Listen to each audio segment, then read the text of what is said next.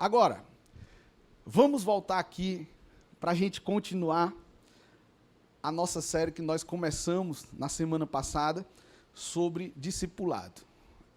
A mensagem da semana passada seria uma mensagem temática. E o tema era discipulado. Só que nós fizemos a leitura do capítulo 17 de João. E aquela mensagem que seria temática se tornou uma pregação expositiva. E foi maravilhoso tudo que Deus compartilhou com a gente, né? E hoje eu queria dar continuidade a essa série Discipulado, conversando com você sobre a urgência do discipulado. A urgência do discipulado. Quando Jesus fez aquela oração, prestando contas com o Senhor, para mim sinaliza o quê? A missão que o Senhor me deu, eu cumpri. Eu vim para a terra com um propósito. E pela minha obediência, eu cumpri esse propósito. Qual foi o propósito? Trazer salvação para a humanidade. E em vários momentos do capítulo 17 de João, a gente pode perceber Jesus, o verbo que se fez carne, que se destituiu de todo o seu poder divino, carregando um grande segredo na sua vida, que é a obediência. A obediência ao Senhor. E sabe, amados, nós precisamos ter essa revelação. Não é suficiente eu e você, a gente acreditar que Deus existe. Não é suficiente eu e você, enquanto cristãos, resumirmos o nosso relacionamento com Deus a 1 hora e meia, em um culto de celebração aos domingos. Não é. E se você for bem sincero e bem honesto, você vai ver que a nossa sociedade precisa urgentemente de uma transformação. E eu quero começar essa mensagem falando sobre a minha vida. Eu, Anderson, eu me desenvolvi em um ambiente familiar que se dizia cristão. Entretanto, nós não tínhamos a vivência, o costume de ler a palavra. Nós não tínhamos o costume de orar ao Senhor. Mas éramos cristãos. Íamos à igreja com mais frequência, quando tinha mais momentos de missa de sétimo dia, por exemplo. Então, se morresse mais gente com um intervalo menor, a gente ia mais vezes para a igreja. Mas a realidade é que a gente tinha um compromisso com Deus. A gente tinha.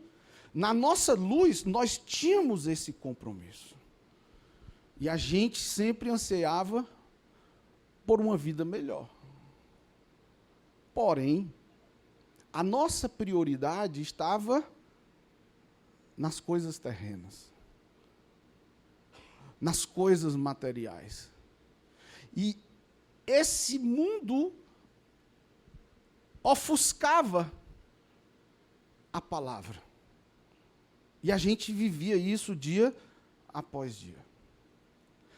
Até que chegou um momento que eu e Rose, nós nos casamos, e aí foi que aquilo que já era superficial se tornou ainda mais superficial. Porque nós juntamos duas pessoas que eram dois abismos. A palavra de Deus diz que um abismo atrai outro abismo. E a gente se mudou do Montese, do bairro que a gente morava, que era o Montese, para um outro bairro distante da igreja que a gente costumava ir. Nós mudamos ali para Cajazeiras, perto do bairro Barroso. Quem conhece Fortaleza, fica ali na BR-116, por trás daquele prédio da Polícia Rodoviária Federal, na BR-116. Então, quando nós mudamos para lá, aquilo que já era muito superficial se tornou ainda mais superficial, que era o nosso relacionamento com Deus, que era resumido quando a gente ia para a igreja, eventualmente. E uma certa vez, eu trabalhava aqui em Itapipoca, passava quase que a semana toda aqui, e nessa mudança eu não tinha tido tempo ainda de organizar os fios, as antenas, e o apartamento que a gente morava estava para alugar. E várias pessoas iam para tentar alugar esse apartamento, e um dia a Rose me liga e diz, amor, hoje foi um casal lá, e eu achei tão estranho, um senhor de idade, cabelo branco já, gringo, alemão, e uma jovem até bonita, gente boa demais. E sabe, eu achei assim, muito estranho aquele casal. Aí eu, não, amor, então se você não achou legal, então não vamos alugar para eles, né? Passaram-se alguns dias e acabou que deu certo a gente alugar para eles, só que nós descobrimos que, na verdade, aquele senhor não era o marido dela. Aquele senhor era um conhecido que essa família acolheu.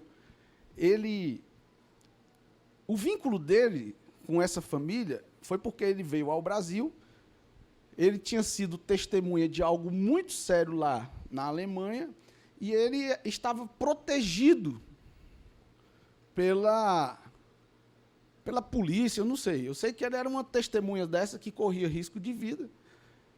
Algo que aconteceu lá, que ele, infelizmente, testemunhou.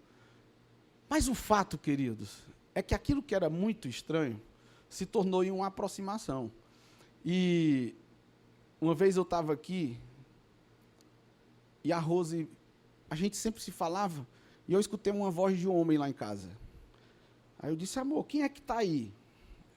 Isso eu era mundão, viu, gente? E quando a gente está no mundo, o que a gente faz de errado, a gente pensa que os outros fazem também. Então, muitas vezes, aquilo que falam sobre você não tem a ver com você, mas com o que a outra pessoa lá experimentou na vida dela. Então, como eu era mundão, eu achava estranho homem querer ser amigo de mulher, sabe? E quando eu escuto essa voz, eu digo, amor, quem é que está aí? Ela, não, é a família lá que nós alugamos o apartamento. E o que é que ele está fazendo aí? Amor, eles vieram aqui para assinar um documento, não sei o quê, e ele viu que a gente estava sem TV. E ele trabalha com esse negócio de fios, essas coisas, e ele se disponibilizou para instalar aqui os fios da antena da TV e tudo mais, e ele está aqui fazendo isso. Eu achei estranho demais. Como é que o cara não conhece a gente? E do nada se disponibiliza para botar os fios de antena na minha casa, subindo telhado, passando fio. Você sabe como isso não é fácil. Eu quero conhecer esse cidadão. Aí, ó, já fiquei naquele clima assim de caba valente. Aí, não, amor, inclusive ele disse que queria te conhecer. Eu, pô, embarque aí para a gente se conhecer. Cara, você vê, a maldade, a palavra de Deus diz que a maldade está no coração de quem maquina o mal. Mal sabia eu que esse cara que eu julguei, que eu suspeitei, era o cara que Deus ia usar para me apresentar um evangelho transformador. E quando eu tive a oportunidade de conhecer o Carlos e a Gleiciane, eu achei eles muito diferentes. Em nenhum momento eles falaram de Jesus para a gente. A gente começou a tomar café juntos. Sempre que eu estava em Fortaleza, ele era curioso para saber se eu estava lá, queria ir lá. E eu olhava os filhos deles, e eu fiquei muito atraído aquela família, pelo jeito de ser daquela família. Até que um dia, ele me convidou para conhecer uma célula. E eu, no primeiro momento, como todo bom mundano, resisti. Mas a Rose, mais sensível, vocês mulheres são mais emotivas, né? O homem tem uma tendência de ser mais racional. E a Rose me convenceu que a gente poderia ir para aquele ambiente. E a célula era na casa do pastor Bruno. Um ambiente vibrante, uma atmosfera legal, sabe, aquele pessoal acolhedor. E a gente começou a se sentir muito bem naquela célula. A gente já estava, num certo sentido, acostumado, porque a gente era do encontro de casais com Cristo, e a gente tinha o círculo dos encontros de casais, enfim. E a gente achou muito legal aquilo. E a gente foi duas vezes, até que um dia nos convidaram para conhecer a igreja. E nessa igreja, cara, eu fiquei sabendo que era uma igreja de crente. E eu disse, eu não vou. Como todo bom mundano, né, recusa de imediato o convite para ir para a igreja de crente. E acabou que eu fui com a Rose. Cheguei lá, uns coroas na porta lá, uns senhores de idade, e eles, parecia que conhecia a gente há muito tempo, né, aquele abraço acolhedor. Teve um pastor Aderaldo que deu um beijo assim em mim, eu achei esquisito aquilo. Mas está tudo bem. Quando eu entro na igreja, era parecida com essa aqui. Umas placas acústicas, um negócio, eu não vi nenhum altar, não vi nada daquelas coisas que eu era acostumado a ver, e disse, isso é lá a igreja? Mas fiquei. Como era a igreja de crente, fiquei esperando a hora de pedirem dinheiro. Ou você nunca foi para a igreja esperando esse momento para ficar com raiva? Porque o meu Deus era Mamon. E na hora que chegou esse momento, eu disse, eu sabia. Só que foi um negócio leve.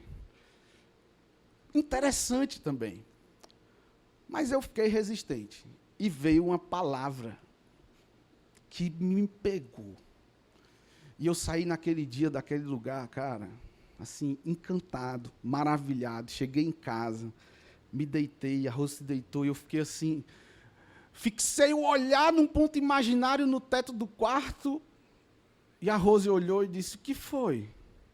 Eu, não, nada não, estou só refletindo. Aí ela disse, tu gostou? Aí o pior é que eu gostei. Próximo domingo nós vamos de novo? Eu, não. Vamos não, porque eles estão fazendo a lavagem cerebral na gente.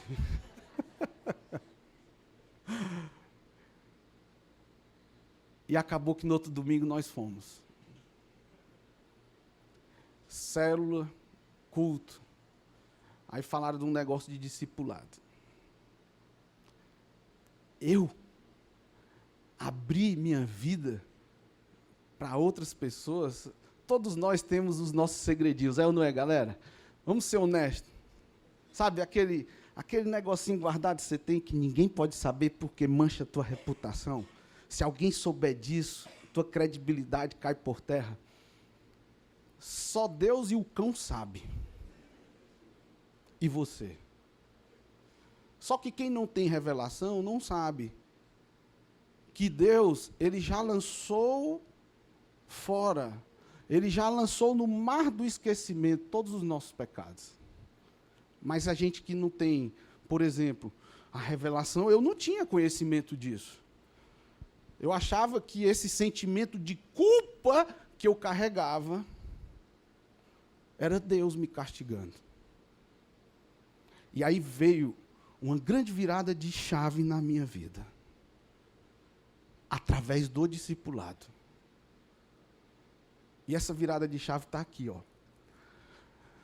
Será que eu coloquei, filho? A grande libertação de Cristo na nossa vida não é o problema resolvido, mas é a culpa retirada. culpa retirada. E sabe, amados, o tentador, Satanás, ele colocou no coração do homem a ideia de que a nossa vida depende do certo ou do errado que nós fazemos. O meu valor, o teu valor, não está no bem ou no mal que nós fazemos.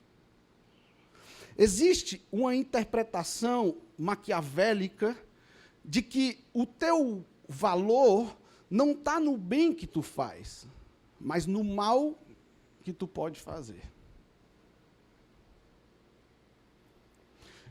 E isso é muito perigoso.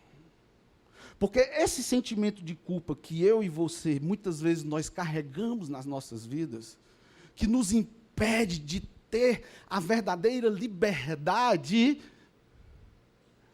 só vai embora quando a gente tem revelação do que Cristo fez por mim e por você na cruz do Calvário. E isso é pela fé. Então, isso é um perigo. Quando nós pensamos que a nossa vida depende do certo ou do errado, a nossa identidade, escute isso, é atrelada ao nosso desempenho e aos nossos resultados.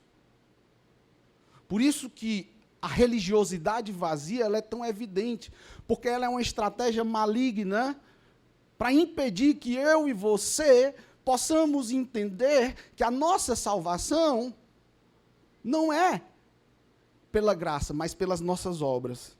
A religiosidade vazia faz a gente pensar assim. E isso é um engano.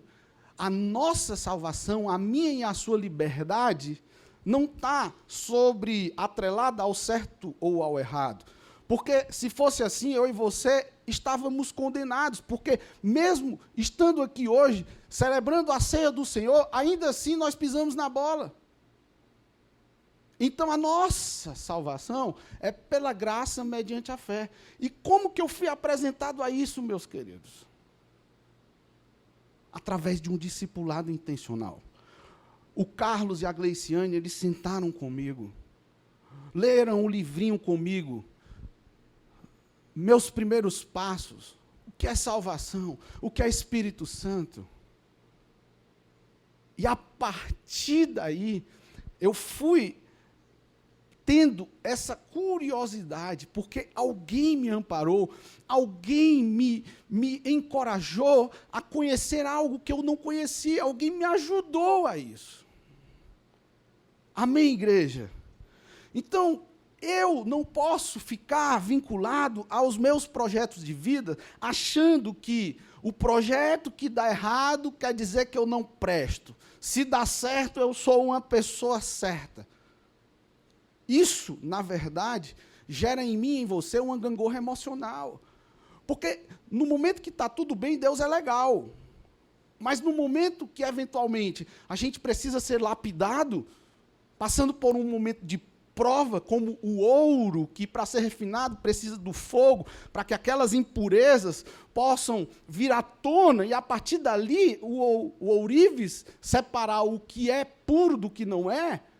Quando eu e você estamos vivendo essa prova, a gente tem a tendência de achar que nós estamos colhendo resultados dos nossos erros. E nem sempre é. A realidade é que eu e você, nós somos valorosos para Deus. Lembra da ilustração da chuteira que eu fiz no domingo passado? Aquela chuteira moderna de R$2.000. De longe, a chuteira que o Pelé usou, agregou valor à chuteira que ele fez aquele gol na Copa do Mundo de 1970, a ponto de pagarem 40 milhões em um leilão por aquela chuteira. Eu te pergunto, com os olhos naturais, olhando a diferença entre essas duas chuteiras, você acha que essa chuteira velha, rasgada, vale mais do que a chuteira nova? Não, não, não. Mas o que é que agrega valor àquela chuteira? Do mesmo jeito, eu e você, o que agrega valor para mim e para a sua vida, sabe o que é? É a nossa identidade em Deus. Por isso que aquele casal olhava para mim e para a Rose, pessoas improváveis, que tinham uma vida toda bagunçada, eles olharam para a gente e não olharam para os nossos erros. Porque, ao contrário de muito crente estranho aí, eles nunca me apontaram o dedo e disseram: ó, Anderson, se você continuar fazendo isso, você vai para o inferno. Não. Eles só me ensinaram um caminho de luz, sem me julgar, sem me condenar. Porque isso é papel de Satanás. A própria cruz de Cristo, ela nos constrange. A palavra de Deus diz que o amor constrange. Não tem demônio que não bata em retirada. Há um pedido de perdão sincero. Você pode estar com muita raiva, com muita ira, está dentro do seu carro no trânsito e alguém lhe fecha. Eu já vivi isso. E a pessoa e olha para você com a cara assim carrancuda, e você olha e diz: ô, meu irmão, me perdoe, me perdoe. E o cara já estava vá! Ah, tudo bem, tudo bem. Por quê? Porque o amor constrange. E eles simplesmente me amaram. E começaram a me ensinar tantas coisas. E eu aprendi que ninguém é perfeito. É impossível fazer tudo certo. É impossível a gente acertar sempre. Não caia nessa, irmão querido. Isso é um perigo. Porque os nossos erros, as nossas falhas, nos levam a questionar o nosso valor. Por quê? Porque Satanás, ele roubou a nossa compreensão da nossa identidade. Nós fomos feitos à imagem e semelhança de Deus. Deixa eu te dizer, você não é um erro. Você não é um acaso de Deus. Você é precioso. Eu e você, nós temos valor, queridos. Então, o mundo hoje, ele carece dessa revelação e dessa compreensão. Que só o poder do Evangelho, não é o poder da religião, não é a religião que tem poder para transformar todo aquele que nele crê. Não, não é. É o Evangelho. É o Evangelho que é o poder de Deus. E sabe o que foi que Deus escolheu? Eu e você, para que a gente pudesse disseminar isso. E de fazer discípulos, pregar o Evangelho a toda criatura. Nós estamos com essa missão nas nossas mãos. Por isso que nós começamos falando sobre João 17, aquela oração que Jesus presta conta. E ele diz: aquilo que o Senhor me transmitiu, eu transmiti a eles. E apesar deles estarem no mundo, eles receberam a tua palavra. E aí veio a ilustração da minha sogra, que uma vez ela me disse: eu criei meus filhos para o mundo. Por quê? Porque eles precisam saber escolher na minha ausência. Um discipulado me permite trilhar esse caminho. Por isso que a grande libertação de Cristo na nossa vida não é o problema resolvido, mas é a culpa retirada através dessa revelação. É difícil você lidar com alguém que está afundado em culpa. Eu digo isso porque a minha mãe morreu por causa de uma depressão. E a minha mãe, cara, era uma servidora pública com os vencimentos muito importantes. Para você ter uma ideia, a minha mãe, ela era assessora de desembargador da Justiça do Trabalho, uma servidora federal. Um dos melhores ganhos que se tinha no Poder Judiciário naquela época era o salário da minha mãe. A minha mãe tinha 3 filhos. A minha mãe tinha, aos olhos terrenos, a minha mãe era para ser a mulher mais feliz do mundo. Mas por causa de uma crença, por causa da falta de revelação, ela carregou sobre si um sentimento de culpa, que afundou tanto a expectativa de vida dela que ela desistiu de viver. Isso é muito sério. Eu não sei o que te aflige hoje, mas enquanto você guardar para si, deixa eu te dizer, não vai dar certo. E não me venha, com todo carinho que eu digo, dizer que depressão é falta de fé. Porque se fosse falta de fé, pastores não se suicidariam. Corpo, alma e espírito. Corpo, alma e espírito. Nós temos psicólogos aqui no nosso meio. E eu louvo a Deus pela profissão de vocês. Eu tenho o meu encontro semanal com a minha terapeuta. Mas eu estou cuidando da minha alma. Quase todo dia eu vou para a academia. Eu faço minhas atividades físicas. Preciso me alimentar melhor. Preciso cuidar melhor do meu corpo. Mas eu estou intencional nisso.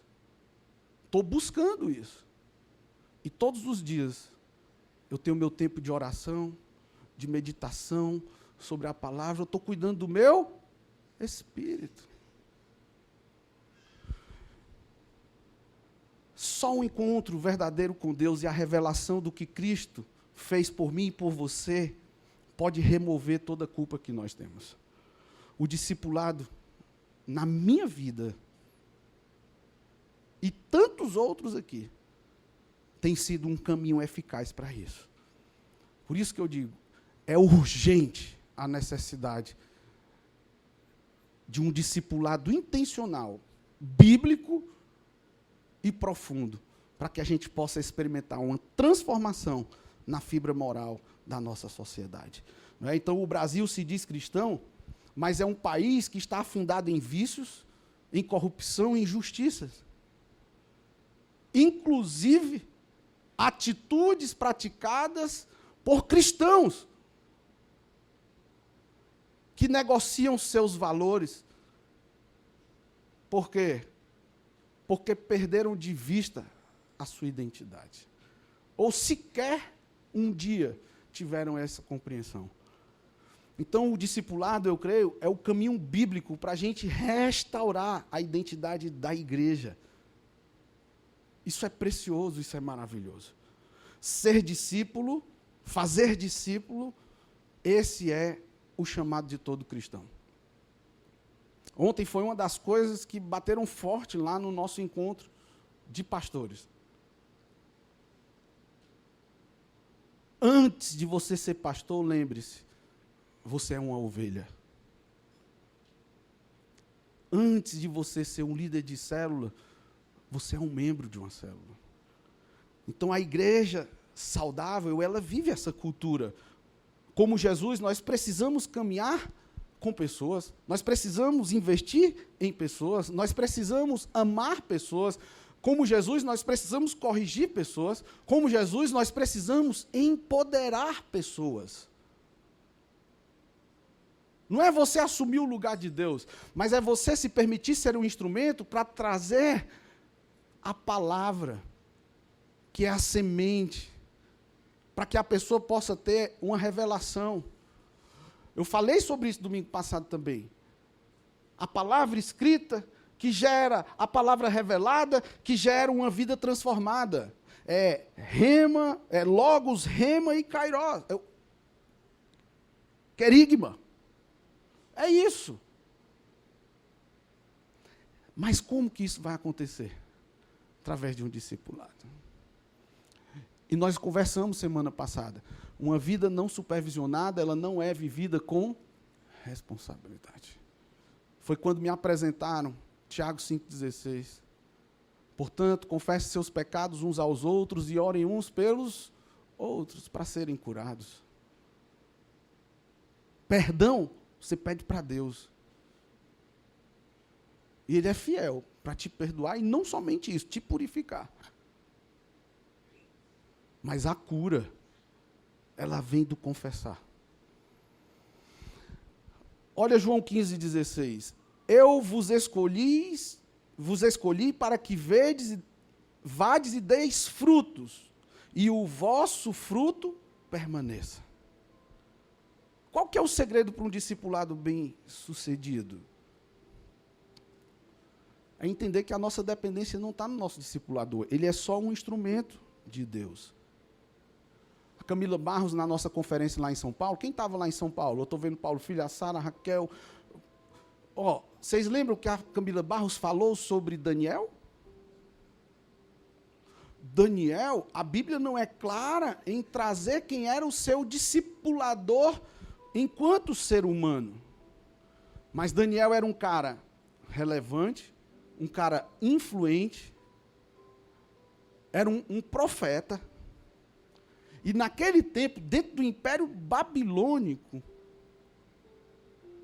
Daniel, ele,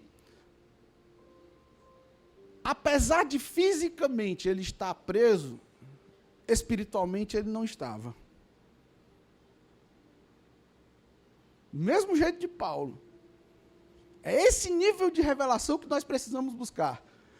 Mesmo as circunstâncias estando parecendo tão negativas e ruins para nós, como o diagnóstico do Guilherme, talvez, no mundo espiritual, nós somos livres para crer, para liberar fé, para crer, para acreditar que o choro dura a noite, mas a alegria vem na manhã.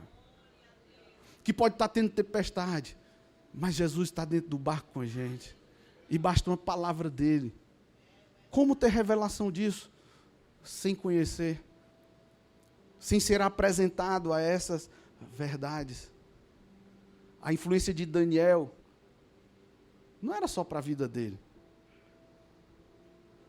Atingia reis. Alcançava impérios.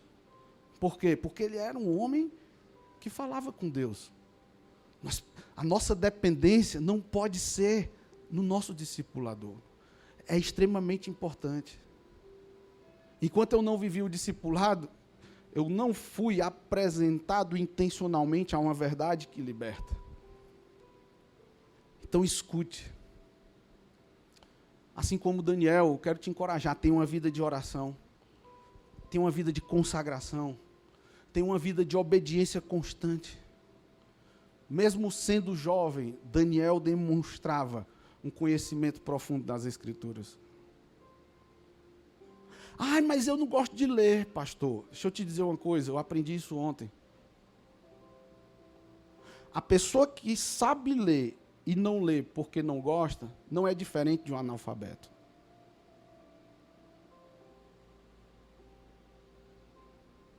É a mesma coisa do poder de Deus. Você quer o poder de Deus para quê? Para dizer que tem?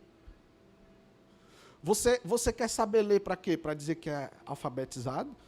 Para não ter o constrangimento de estar lá na sua identidade? Não que isso seja vergonhoso. Mas de você chegar no canto e não ter lá a palavra não alfabetizado? Meu Deus! Daniel, ele tinha uma vida de oração intensa e contínua. Daniel tinha um compromisso de santidade. Muitos de nós nos limitamos a falar de Deus. Ah, que Deus é isso, que Deus é aquilo. Deus fez isso, Deus... Mas pode olhar. Muito do que Deus faz é sobre a vida dos outros. Porque nós não estamos falando com Deus. Então guarde isso no seu coração. Tão importante quanto falar de Deus é falar com Deus. Alguém sabe onde foi que eu escutei essa frase aqui? Foi lá na conferência, Camila Barros. Eu tive que ir lá em São Paulo para ter essa revelação tão simples. Quando eu falo revelação, é porque a partir daí a gente anda nessa nova luz. Eu achava que eu já fazia isso, mas eu saí em crise, porque de longe, o que eu faço é o que Deus quer que eu faça. Aí o que é que acontece com Daniel? Ele tinha amigos, não tinha?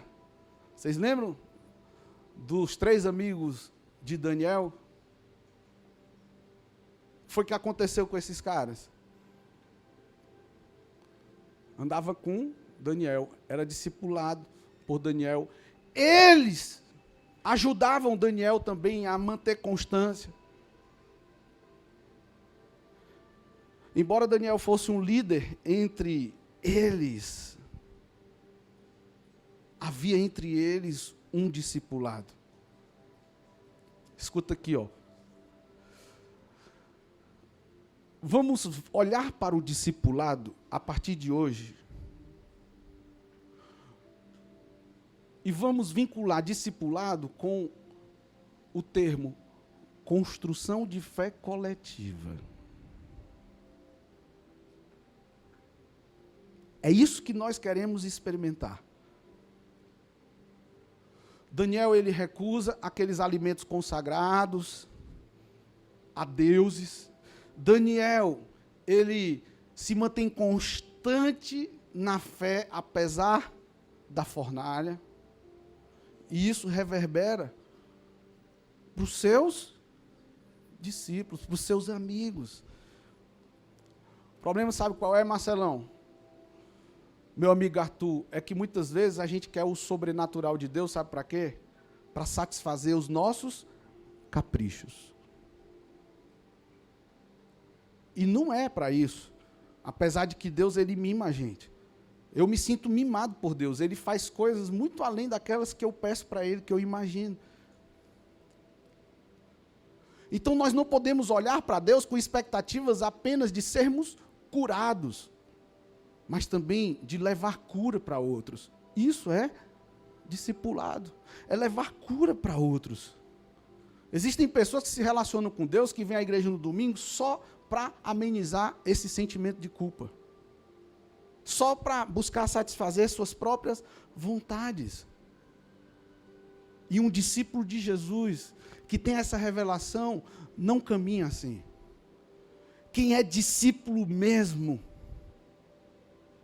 entende o seu propósito de vida, que vai muito além de investir em um bom carro, uma boa casa,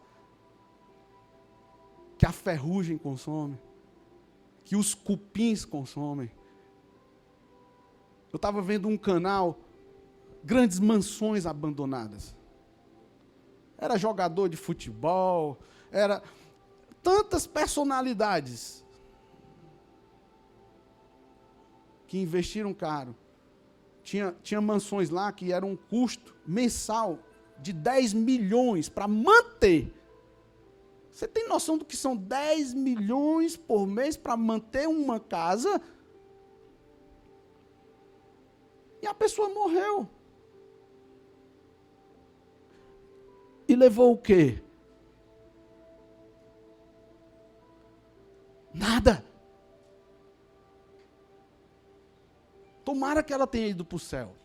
Tomara que ela tenha vivido a experiência do novo nascimento e hoje esteja salvo.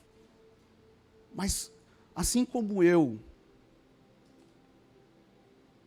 só tinha olhos para isso. Queridos, eu tenho o meu escritório. Todo dia a gente mata um leão no meu escritório. Tenho pessoas que trabalham comigo. Eu pago as contas da minha casa, eu dou o meu dízimo com os resultados do meu escritório. Não estou dizendo que a gente não tem que trabalhar. Mas deixa eu te dizer uma coisa. Se você tem tempo para trabalhar, você tem tempo para brincar, você tem tempo para descansar, mas você não tem tempo para Deus, eu acho que você tem que buscar nele uma organização da sua lista de prioridades. Não estou dizendo que você tem que ser um pastor. Não estou dizendo que você tem que abrir mão do seu trabalho para passar 4 horas por dia orando. Não estou dizendo, não tem nada a ver com isso, querido. Para com isso.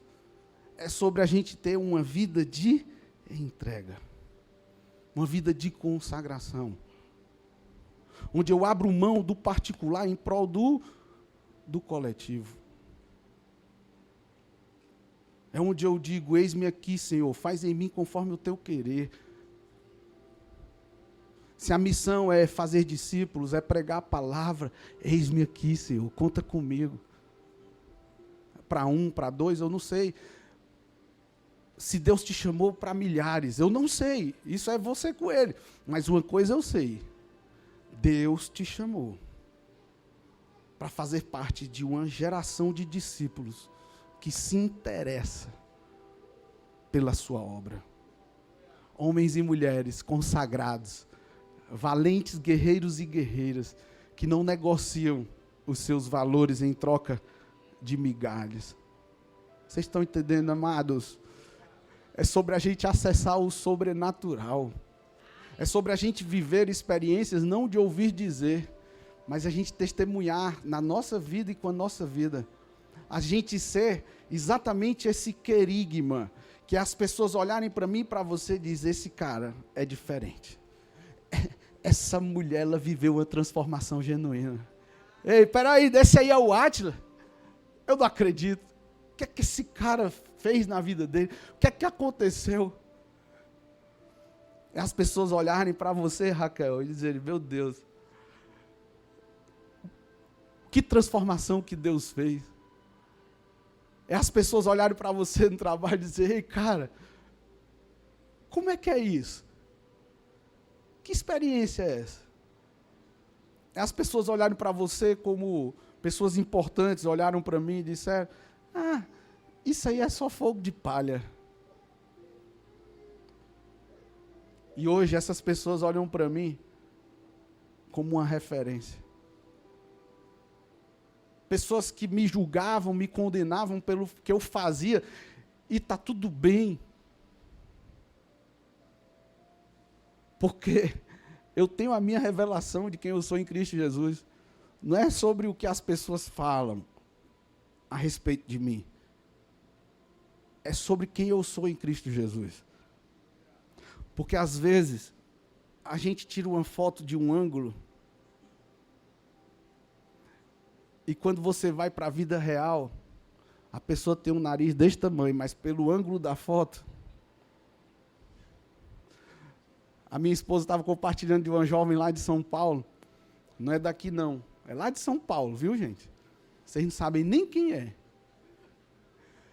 E a Rose foi para a academia com ela. Ela tinha, assim, um volumezinho de barriga. Pequenininho, assim. E ela foi para a academia com a Rose, e a Rose disse, amor, eu não acreditei quando eu vi a foto dela no Instagram. Era outra pessoa, magra, magérrima, eu foi constrangida, meu Deus do céu. Deixa eu te dizer, a vida com Jesus é uma vida de sinceridade. Não é uma vida de postagens. E sabe quando é que a gente se liberta disso? Quando a gente experimenta do verdadeiro discipulado. É quando as máscaras caem e nós somos sinceros diante de Deus e diante das pessoas. Deixa eu te perguntar uma coisa. O que é que te envergonha? É em cima disso que Satanás te condena. Então, a dica que eu quero deixar nessa mensagem de discipulado hoje. O mundo anseia por uma transformação. E essa transformação, ela começa em mim e em você, através de um discipulado intencional e profundo. Para que eu e você possamos estar bem, alinhados com Ele, para que a gente possa transferir a vida dele para outras pessoas, através do discipulado. E a gente possa um dia, assim como Jesus, fazer uma oração sincera ao Senhor e dizer, Senhor, em relação ao Wander, a minha missão está sendo cumprida. Em relação ao Ellison, que é meu discípulo, a minha missão está sendo cumprida. Em relação ao Rodrigo, que é meu discípulo, a minha missão está sendo cumprida. Quantos de nós podemos declarar isso? E não aceite condenação não, meu irmão, sabe por quê? Porque todos nós, dia após dia, estamos sendo tratados e trabalhados. Não existe ninguém perfeito. Mas eu vou te dizer uma coisa, é muito difícil a gente lidar com gente afundada em culpa, que não se permite abrir o coração para uma transformação genuína através do Evangelho. Então essa dica é para mim e para você. Se reavalie. Porque se eu continuar tendo as mesmas atitudes e os mesmos comportamentos, eu vou continuar colhendo as mesmas coisas. E o Senhor me trouxe aqui hoje para dizer para você que a sua identidade, ela já foi restaurada na cruz do Calvário. Hoje mesmo você se apropriou dela de novo. A nossa nova vida em Cristo Jesus, amém? Você pode ficar de pé em nome de Jesus. Aleluia, glória a Deus.